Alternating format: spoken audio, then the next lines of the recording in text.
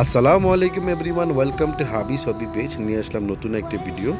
আজকে আমি কিছু ডল ফেসের 3টা বাচ্চা সাদাগুলা আর 2টা বাফ আর একটা হচ্ছে ব্ল্যাক সিল্কি কালেক্ট করি। মানে 2টা হচ্ছে আমার কেরানীগঞ্জের ভাইয়ের জন্য, কালকে এটা এটা চলে যাবে। এবং এই টার্কিটাও কিনি আমার কেরানীগঞ্জের ভাইয়ের জন্য।